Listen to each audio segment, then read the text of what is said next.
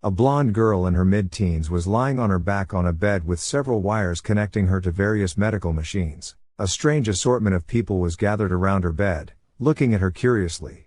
Superman in his red and blue costume, a green-skinned humanoid wearing a blue cape, another man in a bat-themed suit, a scantily clad athletic woman, a masked woman with angel-like wings, a Green Lantern wearing his core traditional uniform, and lastly, a man in a red suit and mask with a lightning motif on his chest. What's with those gaudy costumes? Void, it's so cringe. I'm getting goosebumps. Naruto muttered and raised the sleeve of his right arm to show the fox on his shoulder proof of his words. 1. Kyuubi snickered when he saw Naruto's hairs standing on his forearm and his skin looking like that of a chicken. While Naruto and Kyuubi were talking among themselves in their native language, the green-skinned man spoke. Her vitals are stable. The condition of her body is remarkably good. She's brimming with vitality. If you did not tell me that she had been in cryosleep for nearly 30 years, I would not believe it. Now, we just have to wait for her to wake up naturally. You don't need to thank me, Naruto said complacently. I wouldn't mind a bonus to my paycheck though. The other 7 people in the room all looked at him, their faces displaying various emotions. Some looked at him with curiosity, others with wariness, while others with a helpless look on their faces. When the Operation ship appeared on the Watchtower's radar and Superman contacted the Martian Manhunter to give them access, upon getting down from the ship, nobody questioned Superman in regards to who were the visitors at his side because they could see the unconscious girl in his arms and the urgent expression on his face. But now that things settled down, they naturally became curious. Anticipating their questions, Superman said, "We should let the girl rest in silence. We'll discuss more in the conference room. Let me get this straight. You took the javelin without telling anyone anything, went off chasing a crazy alien bounty hunter, got yourself captured and then ended up destroying the javelin in a brawl and also with a debt of almost $4 million?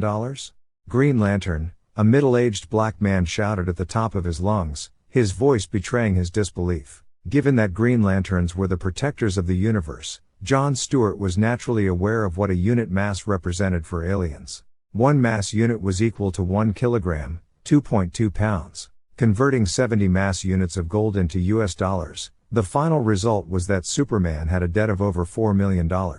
Holy moly!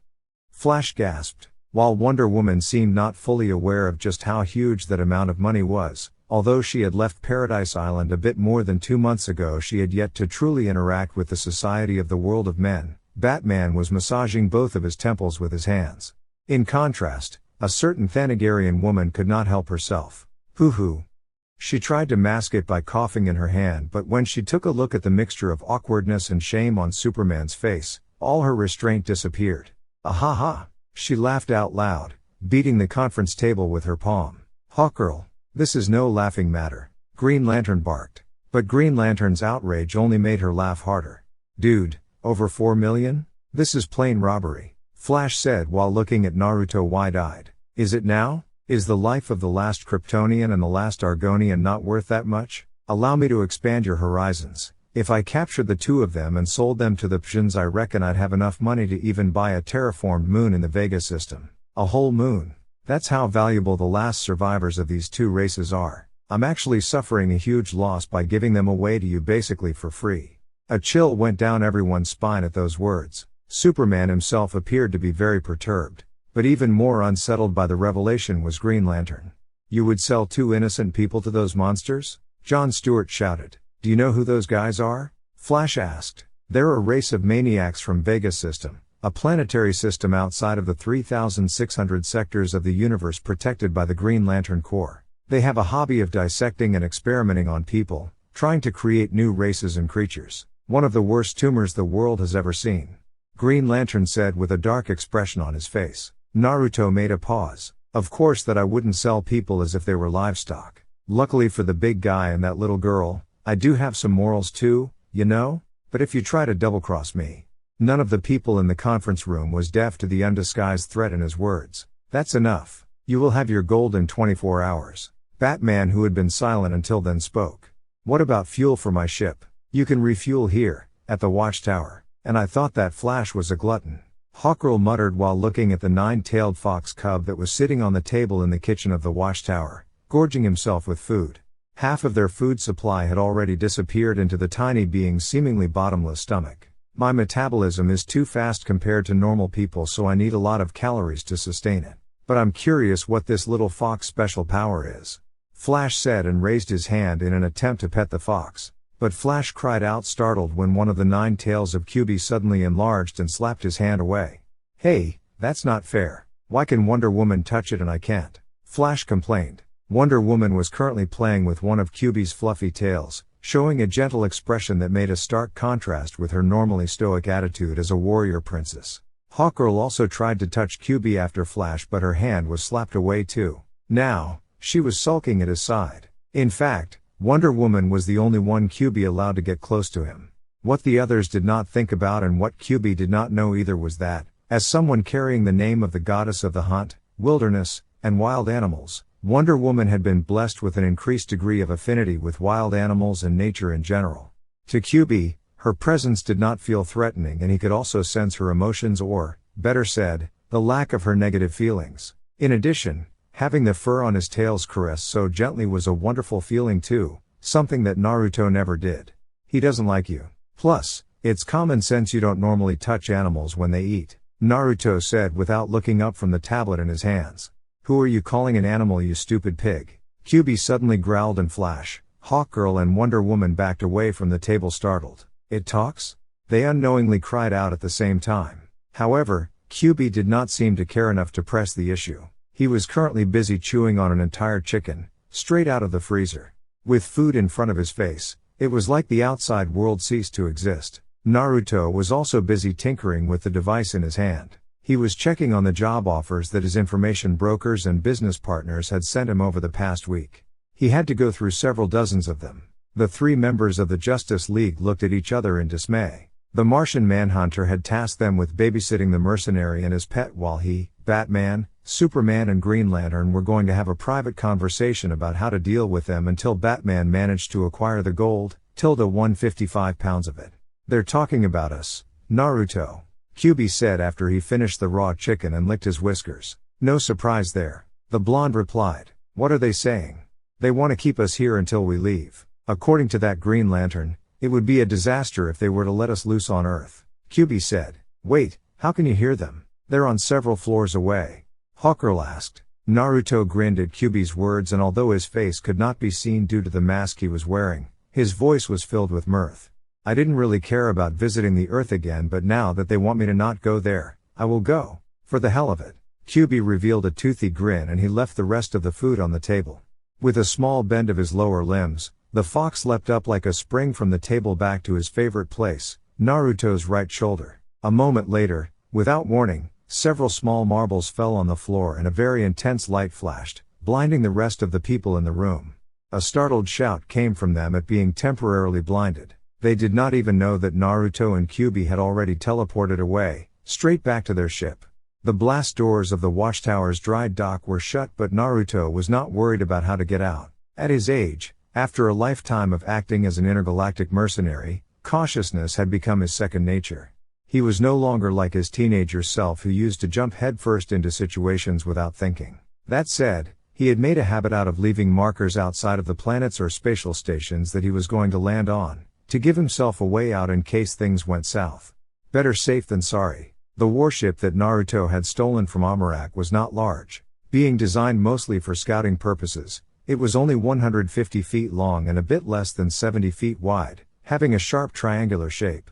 It had a highly advanced ion reactor, cloaking capabilities such as becoming invisible, and it was focused on speed. While its camouflage, speed and mobility were excellent, the downsides of such a ship were its lack of firepower and the small capacity of its energy shield. But it fit his needs perfectly. His purpose had never been to go at war against fleets of warships, but to travel the universe. Arriving in the control room of his ship, Naruto firmly placed one hand on the board and his other hand made a ram seal. A fantastic scene happened. In the next moment, the entire ship disappeared. A blink of an eye later, the ship appeared several hundred miles away from the Watchtower, next to another one of Earth's numerous artificial satellites. An invisible spaceship entered the Earth's atmosphere, heading towards the dark side of the planet where it was night. Generally, the more advanced a civilization was, the more fantastic its night sky was too. It was a rough but not necessarily inaccurate way to gauge the progress of a backwater planet such as the Earth. And, Naturally, he went towards the brightest agglomeration of man-made lights, the northeastern coast of the United States since, at that moment, it was night on the American continent. 1 hour later, Naruto and Kyubi were in a late-night restaurant at the outskirts of Boston. They were the sole customers. At first, the clerk tried to stop him from entering with his fox pet, but a low-level illusion technique later he stopped all the ruckus. Now, Naruto was wolfing down one burger after another with an expression of content on his face. He was not as big a glutton as Kyubi, but he did love food too. It was one of the finest pleasures in life. Can't believe how good this is. This also looks like a cheap restaurant. Who would have thought that Earth had such good food? Naruto said. Kyubi made a hum of approval. Then, he lifted a bottle of Coca-Cola even larger than his own body and gulped it all down in one breath. After that, a sonorous burping sound rang from his throat for almost 20 seconds. Man and fox burst into obnoxious laughter. Fortunately, they were the only customers in the restaurant at that late night hour. Wish they had ramen. Come to think of it, very few planets I've been to had it. On some planets, they don't even eat food. Imagine a life where ramen doesn't exist. Why even live? Even after 97 years of being away from his homeworld, Naruto's obsession with his favorite food had not disappeared. Though he had eaten many other dishes that were admittedly much tastier and richer in flavor than ramen, eating ramen always hit him differently than any other food.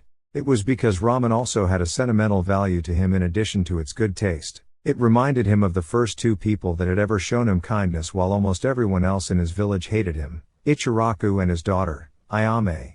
It reminded him of home. Oi, waiter, bring me some more roasted chicken. And do it fast. Kyubi yelled at the clerk but then yelped when Naruto grabbed one of his large ears. Don't be an asshole, you could have at least say please. Naruto rebuked. Kyubi tried to bite him but Naruto let go before he had the chance. You cocky little shit, one of these days, I'll have to teach you to respect your elders. Kyubi growled. Pipe down, twerp. Did you forget what happened the last time we brawled? Naruto said with a smirk, making the fox wince at the memory. Just then, none other than Batman and Wonder Woman appeared next to their table. Why did you run away from the watchtower? Batman said. But when they saw the food disappearing into Naruto's mouth despite wearing a mask that covered his entire face, Wonder Woman asked in curiosity. How are you doing that? Would you believe me if I told you it's magic? Naruto said jokingly, but Batman did not seem to appreciate his sense of humor if the narrowing of his eyes was anything to go by. Anyway, how did you find us so fast? I thought you'd take a bit longer. I mean, I fried all the tracking devices you've planted on my ship. It was Kyubi that N-word. That woman planted a tiny tracking device on one of my tails. She thought I wouldn't notice. If you knew what she was doing, why did you let her? Batman asked suspiciously. Wait, you knew? Naruto also asked. Well, someone had to pay the bill after our late-night dinner. The fox said with a shrewd look in his eyes. It was not only Naruto that burst into laughter, but even Wonder Woman let out a soft giggle too. While no outward sign of anger could be seen at Batman, Kyubi knew how annoyed he was thanks to his negative emotions sensing. But Batman's ire became apparent when he had to pay a bill of several $1,000s. It was not having to pay a few $1,000s that triggered him, but the audacity of Naruto and Kyubi to take advantage of the Justice League like that. First, by extorting Superman of a huge sum of money knowing that he could not refuse his services, and now making him pay for their food after they left the watchtower without their accord. Regardless, he calmed himself down. As irritating as the two of them were, according to Superman, they were not interested in living on Earth. So Batman consoled himself with the thought that this headache-inducing duo of aliens would disappear the next day after they got their gold. You're not such a bad guy after all, are you? Naruto said. What's that supposed to mean? Batman narrowed his eyes at him. Instead of replying, the blonde man slurped loudly on a large number of noodles at the same time. It was Wonder Woman that answered his question. Behind that mean glare of yours, there is a nice personality hidden. When Naruto made a thumbs-up gesture at her showing that her words were spot on, Batman's glare intensified. The four of them were currently in the Chinatown district of Boston, in a Chinese restaurant. Batman had been the one to direct Naruto to that place after he asked if Earth had a dish known as ramen. Thus, thanks to Batman, he was now in the middle of inhaling his 12th bowl of ramen. Even Batman's poker face began to falter at the sight of the ever-increasing mountain of empty bowls stacked on the table. In contrast, the ever-gluttonous fox was not eating. Kyubi was lying stretched on his back in Wonder Woman's lap, letting out quiet growls of content from the belly rub she was giving him. Finally, Naruto put down on the table the 12th empty bowl and exhaled loudly in bliss. Are you finally done eating? Batman asked. Though his facial expression could not be seen due to his face being covered by his mask, even while he had been eating, everyone could hear the reluctance in his voice when he spoke. I would like to eat more, but it's enough for now. I can sense there are only 2 employees working in the kitchen at this late hour. I've already troubled them enough by ordering 12 bowls of ramen at once. Batman and Wonder Woman looked at each other strangely. This guy was despicable enough to extort Superman of $4 million, but now he was worried about overworking 2 cooks at a restaurant?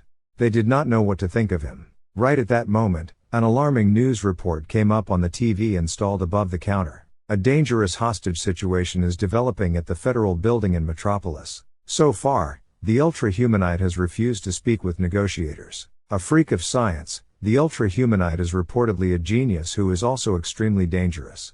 Batman and Wonder Woman jumped up to their feet. But although the situation was urgent, Wonder Woman could not help being amused when she saw that the fox cub in her lap had not fallen off when she sat up. He was still sitting perpendicularly on her lap as if he was glued to her thighs. Still, she could not afford to play around at that moment. She took the fox in her arms and handed him over to Naruto. Do not fry this tracker too, at least if you want to get your gold tomorrow. Batman said and handed Naruto a bat-shaped tracking device. By the way, if you need any help, I'm here. We can discuss the price later, based on contribution. Naruto offered while taking back a grumpy and unwilling fox from Wonder Woman's hands. No, thank you. Batman said categorically. We can handle this. Then, turning towards the Amazon, he said, Wonder Woman, let's go. We don't need your help, he said. We can handle this, he said. Bwahaha. Kyuubi laughed evilly from atop Naruto's shoulder. Luckily, he and Naruto were conversing in their native language because otherwise, Kyuubi would have gotten into real trouble for making fun of the current situation like that. In front of them, Batman was lying on his back on a bed in the watchtower unconscious, his body a sweaty mess. During the fight against the metahuman criminals hired by Lex Luthor, he had been bitten by Copperhead who injected him with his venom. Batman had almost died. The venom antidote is working, Martian Manhunter said in relief and, not long after that, Batman regained his consciousness. Welcome back. Superman said. We were afraid we lost you. Luthor and the others. What happened? They got away. All but Copperhead. Martian Manhunter answered. I'm heading down to Stryker's to interrogate him. Superman added. All right, let's go. Batman said and tried to sit up but Superman stopped him. No, you're staying here. That venom almost killed you. So you're staying here. Batman glared at him but did not continue to argue and sat back on the bed. However, after Superman left, Batman still did as he wanted.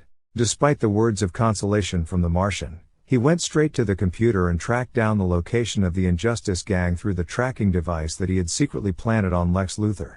I know this must be hard for you, feeling vulnerable. You're the only one of us without special powers. But you don't need to prove yourself. You're a valued member of this team and we're only trying to.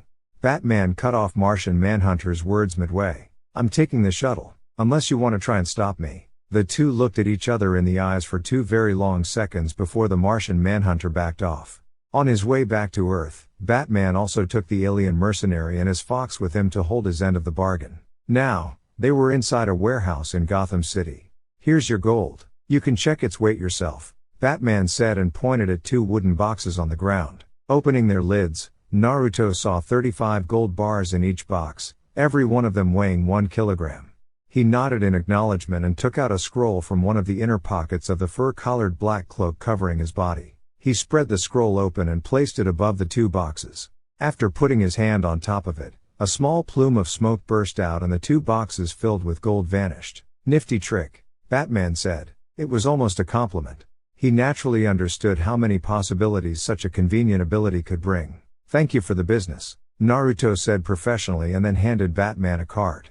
A business card? Batman asked, inwardly surprised. I'm an independent mercenary. Since there's no agency or corporation behind me, I have to advertise my services myself. Anyway, you have urgent matters to deal with so I won't keep you. Take care, Naruto said and raised his hand for a handshake. The 2 masked men shook hands and then Naruto and Kyuubi disappeared from the warehouse with a body flicker movement. When he could not feel the 2 aliens' presence any longer, Batman looked at the business card the blonde left behind. Looks like he's done other things too besides eating since yesterday until now. He muttered. It was a black-colored card and written on it were a few lines in red, and much to his surprise, they were written in English. On the front of the business card, it was written, Intergalactic Mercenary, Uzumaki Naruto. Alias, Caterpillar. Total missions taken, 3,381. Missions completed, 3,380, 99.6% completion rate. Method of contact, Lightwave 30-30-30-30-30-30-30-30. Objective activity, escort, sabotage, espionage, rescue, assassination, scumbags only. Batman involuntarily let out a snort of amusement at the explanation written in the parentheses. Looking on the back of the card, there was a picture of a crimson-red nine-tailed demonic-looking fox. Weird alias. Batman inwardly thought. Naruto was wearing a fox-themed mask. He had a nine-tailed fox cub as a pet and even his business card had the picture of a nine-tailed fox on it. One would think his alias would be related to foxes. Batman could not see how was a name like Caterpillar related to foxes in any way. Regardless, he did not ponder too much on it. He put the card in one of the many pockets of his utility belt and then headed towards the hideout of Lex Luthor's Injustice Gang. An operation ship exited Earth's atmosphere and headed towards the edge of the Sol system at a constant speed, in a straight line. There were only two people on board, a blonde-haired man and a red fox. So, what's the plan now? QB asked. Naruto was sitting on a chair, browsing through the rather lengthy list of jobs that various information brokers and other organizations that he was in partnership with had sent him. He had been at it for the past 2 hours. It was completely unlike him. Normally, he was a decisive man when it came to job-related things. Naruto made a slow-moving waving motion with his hand in front of his face and the white Onbu-style fox mask started to disperse in a shower of particles of light. The reason why he could even eat without taking his mask off was that the mask was not an actual, physical object but a jutsu that he had created, one that he could easily control at will. It was a jutsu that he created primarily not to disguise his identity, though it was good at it since not even Superman could see through it with his X-ray vision, but to solve the problem that poisonous gases and the lack of oxygen, which meant that he could now survive in hostile environments with no issues and even underwater. It was something that he had created out of necessity after going through countless dangerous places during his travels across the universe. When the mask dispersed, the previously blue eyes became red and his sun-kissed blonde hair took on a darker tint too, becoming a strawberry blonde color, almost red.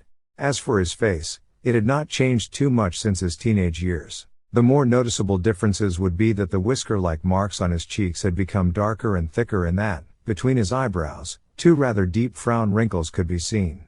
He looked like a man in his mid-20s. When the mask disappeared, Naruto rubbed his face with his palms and sighed. I don't know. I don't even know what job to take or if I should take any job at all. The reason why he had become a mercenary was that he needed a way to finance his expeditions. Intergalactic travel was very expensive. Ships capable of interstellar travel, their maintenance costs, the fuel, the weapons to equip them, information, all those things were not cheap at all, regardless of the galaxy. No, their prices were exorbitant, hence also the reason why his services were rather expensive too. But now that he realized that finding a way back home was impossible, he was at a loss of what to do. You've searched enough, Naruto. Almost a century is more than enough. Even if you went back now, what would you go back to? Everyone in your generation has long since passed away. You know as well as I do that shinobi don't live long lives. Naruto frowned at those words. It had become a habit for him, and that was the reason why the frown lines between his eyebrows were so pronounced. Don't tell me you've forgotten what happened 88 years ago, Kurama. It's the reason why I don't look a day over 25. For me, it was only 1 hour, but when I came out, almost 50 years had passed in the outside world.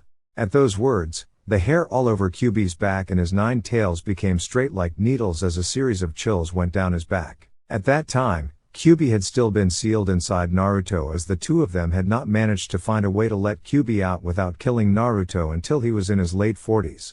However, through Naruto's eyes, he could see and experience the outside world, just like Naruto could. The sight he had seen that day would forever be ingrained in his brain. It was something that neither he nor Naruto would ever be able to forget. Nonetheless, QB did not want to back off. I know what hope you've been clinging on for the past century, time dilation. You've been hoping that while a century has passed here, maybe, just maybe, No more than a day had passed in the elemental nations. 1. But forget about a day, just think about 1 hour. No, even 5 minutes. Who could survive against the rabbit goddess after she kicked us out of the dimension? You think that Uchiha could? Or that useless woman you used to have a crush on? Or maybe your sensei? Hell, at that time, even you wouldn't have been able to last all alone against Kaguya for 5 minutes. Shut up, Naruto shouted incensed. The amount of chakra that his mere shout contained made the entire warship shake terribly. Kyuubi scoffed, not in the least intimidated. But he still chose to give up on his tiny fox cub form, and his body enlarged until he was several feet tall, making the control room barely accommodate his enormous size. His voice became even more powerful and demonic when he spoke next. You don't like to hear the truth, eh? Here. I'll spell it for you. Everyone is dead. You've been living with your mind stuck in the past for almost a century, fighting for something that probably doesn't even exist anymore. When Kyuubi said those words, it was like Naruto had suddenly lost all his energy. He sat down on the pilot's chair and let his head fall against the steering wheel of the ship lifelessly. Inwardly, Kyuubi felt his heart crack at that sight. He cared about Naruto like his own brother. They were family. Telling Naruto such harsh words hurt him too. Forgive me, Naruto, but it had to be done. You've spent a human's entire lifetime already on a wild goose chase. It's enough. I can't watch you waste your life like that any longer. It's time to let go. Kyuubi thought in his heart. The two of them often argued and sometimes even brawled, but it was play fighting. It was very rare for them to have a serious fight. The number of times they fought ever since Kaguya had thrown them into another dimension could be counted on the fingers of one hand. And Naruto had always avoided speaking about how small were the chances of them ever going back home. He even avoided thinking about it. You are right, Kurama. I'm sorry, Naruto said. In the deafening silence that followed, the sound of his tears falling on the floor could be heard. They were big, bitter tears. Tears filled with the frustration and bitterness that he had bottled up inside of him over the past century. All this time, he had pursued his goal with tunnel vision, mindlessly. He had not allowed himself to cry, to doubt himself, or to despair. But now, his path had finally reached a dead end. He had traveled to all the known planets inhabited by humanoid creatures, all across the 3,600 sectors of the universe. He had met the oldest beings in the universe, the guardians of the universe, to ask for information, and he had even ventured to explore the unknown void of the universe, almost dying several times in the process. But it had all been for naught. He did not have any other leads. He had exhausted all his means. I was selfish. I'm sorry. I've only thought about myself. All these years, you've followed me and helped me without saying anything. And I never thought of what you might want to do. What are you talking about, you bastard? Don't make this about me. Kyuubi shouted and grabbed Naruto by the collar of his cloak. This isn't about what I want. It's about. But Kyuubi choked on his words when Naruto brought his arms around him and hugged him tightly while crying in his chest. At that moment, Naruto looked nothing like a world-famous intergalactic mercenary. He did not look like someone who had fought on equal grounds against a god and lived to tell the tale. At that moment, he looked no different than a child crying in despair. The now giant fox brought his tails around Naruto and gently laid his chin on top of his head. Apart from the sage of six paths who had died more than 1,000 years before, Kyuubi had never cared about any of the humans or beings from the elemental nation. Kyuubi had never missed his homeworld. On the contrary, the past century spent traveling the universe, especially the last 60 years, ever since they found a way to unseal him from Naruto, had been the most fun and amazing period of his millennia-long life. Traveling to new worlds, exploring unknown lands, seeing all kinds of creatures, eating so many kinds of good food. It was a life better than he had ever hoped to have even in his wildest dreams. In the elemental nations, he had been nothing but a beast hunted by humans and imprisoned to be used as a weapon of war. He had no sweet memories of it. But he understood Naruto's feelings. He was a man loyal to his loved ones to a fault. And the fourth great ninja war happened only a few weeks after the village that used to hate him had finally acknowledged him. He had become a hero, and it looked like his lifelong dream of becoming a Hokage was within an arm's reach, no longer something deemed as a pipe dream. People had started to respect him and love him. But his friends, his precious people, and everything he had worked so hard for had been taken away from him when he had been thrust into an unknown world. A world that he had roamed like a vagabond for almost a century. Kyuubi could understand his despair. So he let him cry. Despite the mucus and tears staining his beautiful fur, Kyuubi did not say a word of reproach. It's all right, Naruto, it's all right. Let it go. A long but rather narrow and sinuous lake surrounded by tall and steep mountains on all sides. It was a fjord, a place of rarely seen beauty. A simple wooden boat was floating gently on top of the water, and on the boat there was a red-eyed man with thick and dark whisker-like marks on his cheeks. Despite his rather scary-looking face, there was an aura of peace and calmness around him. With a straw hat on his head and a fishing rod in his hands, the young man looked as though he was one with nature, an integral part of it. It was as though the paysage would be incomplete without him. All of a sudden, with a quick jerk of his wrists, he pulled on the fishing rod in his hands. An enormous yellow fish about 25 feet long cast a shadow over the lake when it was yanked out of the water. It was even larger than the man's wooden boat. But there was no panic in the man's red eyes. With practiced movements, he threw 5 shurikens at the large fish still in midair. The 5 shurikens moved almost as though they were remote-controlled drones, not thrown projectiles, and they started flying in circles around the fish. Then, the man clenched his fist and 5 very thin metallic wires appeared in his hands seemingly out of nowhere. They had been connected to the thrown shurikens from the beginning. Before the fish even started to fall, arcs of lightning traveled through the wires and zapped the large fish to death. Although the fish was now dead and the lightning had dispersed by the time the fish dropped back into the water, its body was still twitching, disturbing the previously still surface of the lake. But soon, the fish became immobile, its nerves finally ceasing their activity. The fisherman tied the metallic wires connected to the fish on one end of the wooden boat, and then he grabbed the paddles and started to slowly move towards the shore.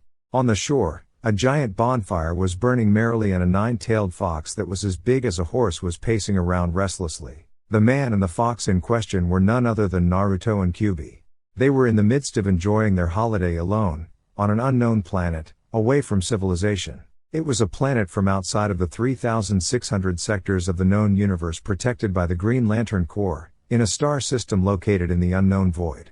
Its living conditions were nearly identical to the Earth, but there were no sentient creatures on this planet. There were only animals, and because of that, nature was rich and pristine. It was Naruto and Kyubi's secret refuge, a place where they sometimes went to heal their souls and rest. 1 hour later, more than half of the enormous fish had already been cooked and eaten by the two of them.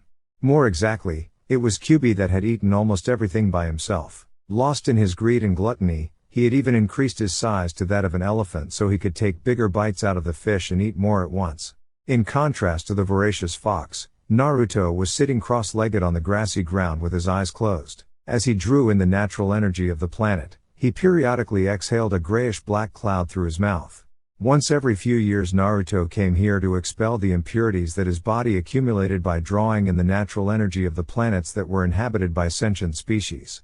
Whenever he used his sage mode on such planets, he would draw on the polluted, infected energy of nature. It did not have an immediate effect on him if it was in small doses, but if left it unattended, or if he drew too much of that infected energy at once, he could become like Hugo from the elemental nations and go berserk. Or worse, instead of going berserk, he could turn into a statue if he lost control of the natural energy in his body. He had gone through that in the past once, so he was careful to not repeat his mistakes again.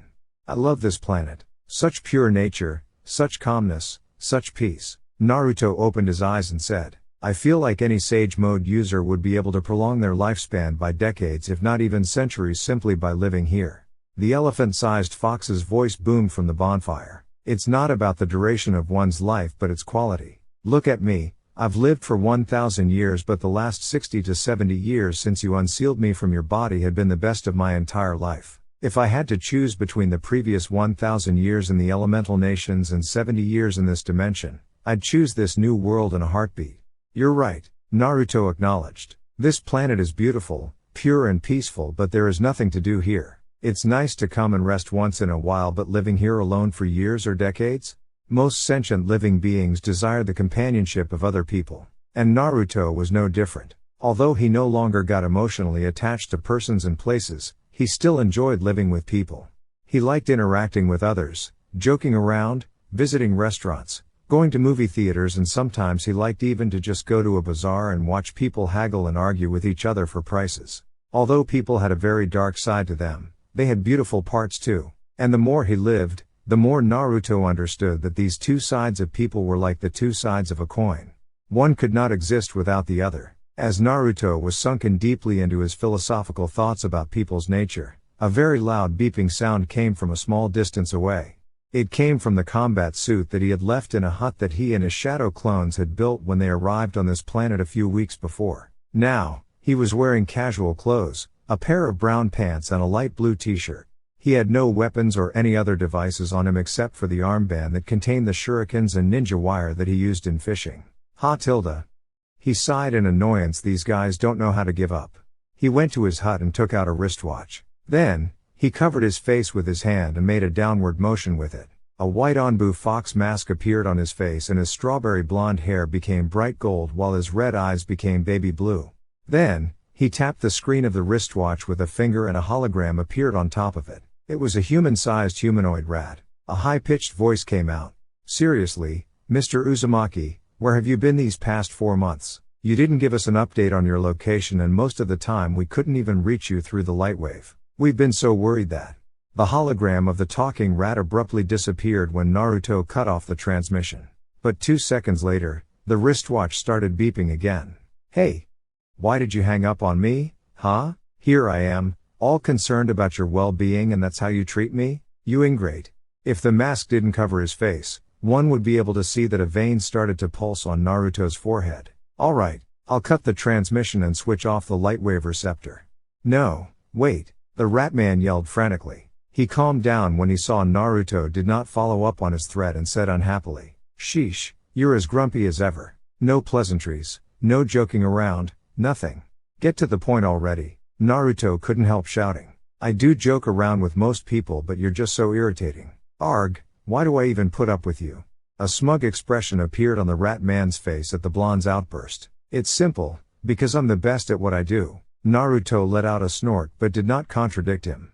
"Look, I know you said you need some time on your own, but we've got a huge job on our hands this time. To be more exact, 2 huge jobs. With the payment from these 2 bounties, you'll probably be able to even buy a fleet of ships strong enough to take over a planetary system. Or legally buy a small-sized terraformed moon."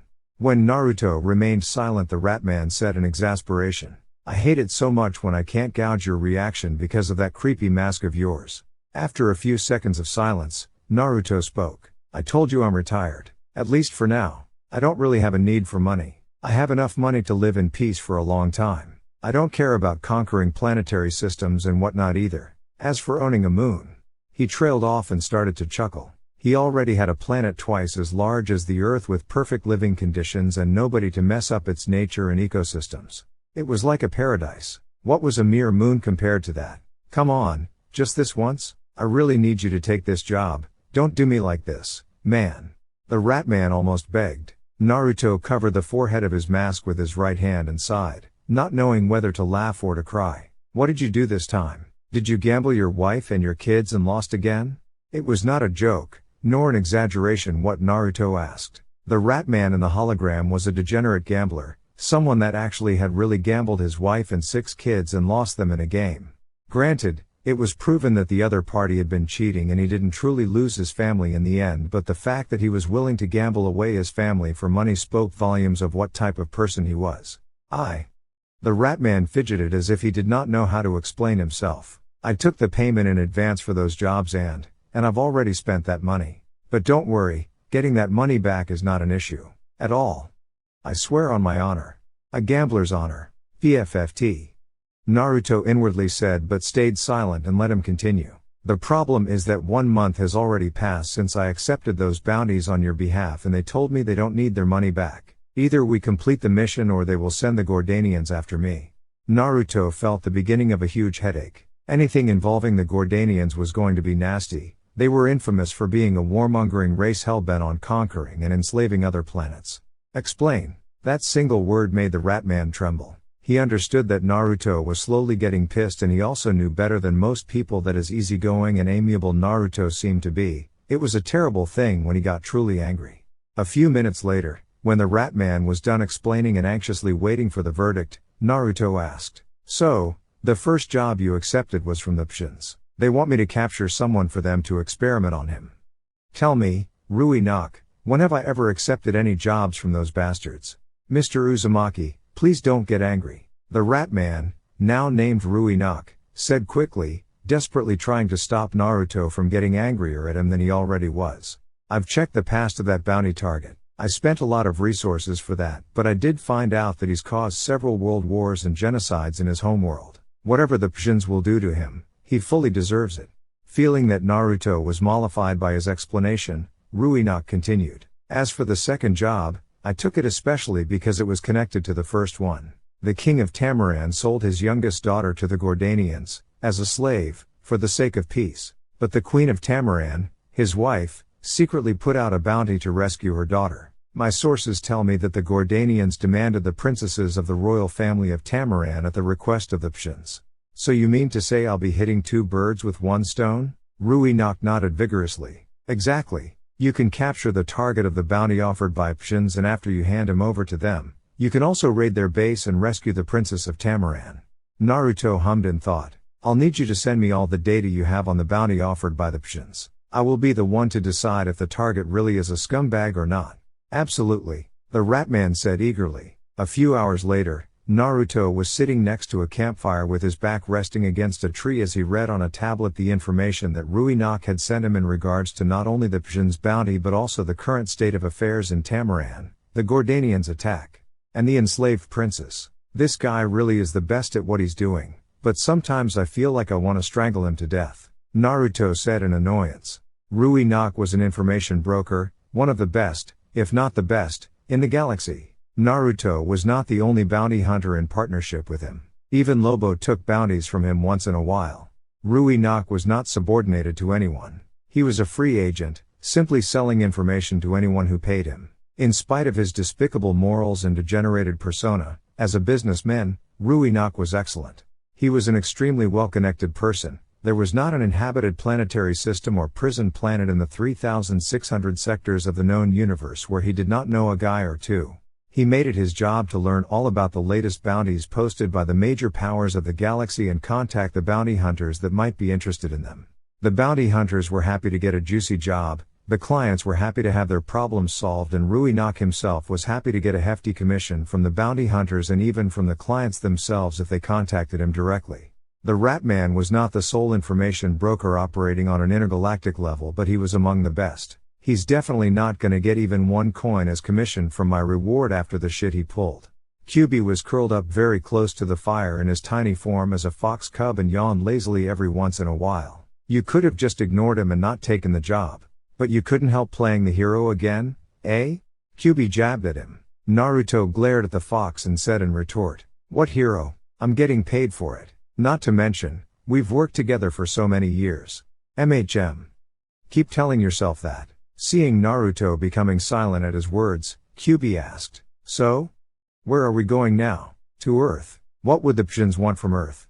QB raised his head from his front paws and asked, appearing as though he was very intrigued. Apparently, it's someone who has lived for nearly 50,000 years. He's the one who caused the two deadliest wars in Earth's history and numerous other atrocities. A human named Vandal Savage. I think the Pshins will dissect him to the last atom to see what makes him tick. What gave him immortality when everyone else on Earth lives up to a century at most?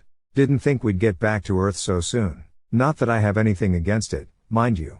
QB said, and the 9 fluffy tails at his back started wagging. Naruto grinned when he looked at the tiny fox's unveiled excitement. Oh, you look excited. I wonder why? My bet is that you can't wait for that woman to give you some belly rubs again, Tilda. He said snidely. Why you? QB sputtered at the unexpected verbal attack. What does that have to do with anything? Oh really now? Then tell me, what's the tail wagging for?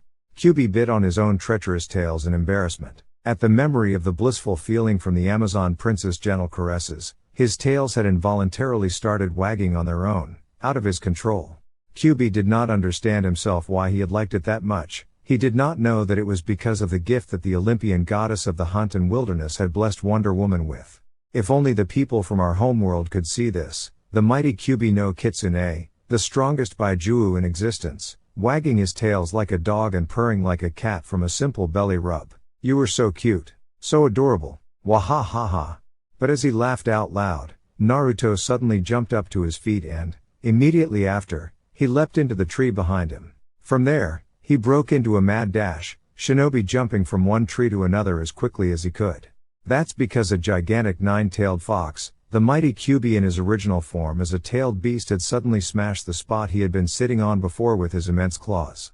Hundreds of feet tall and wide, and 9 tails that were just as huge as his main body. Even the enormous trees of that virgin planet were dwarfed by his gigantic size. Now, he was a behemoth. Naruto.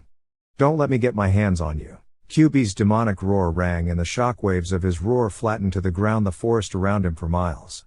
In his original form, the 9-tailed demon fox truly was like a natural disaster, a calamity. But in front of that terrible might, obnoxious laughter could be heard in the distance, just as loud as his roar. Naruto had purposely infused his chakra in his voice, to make sure that the fox heard it. And guys, this is the end. How you enjoyed. See you next time.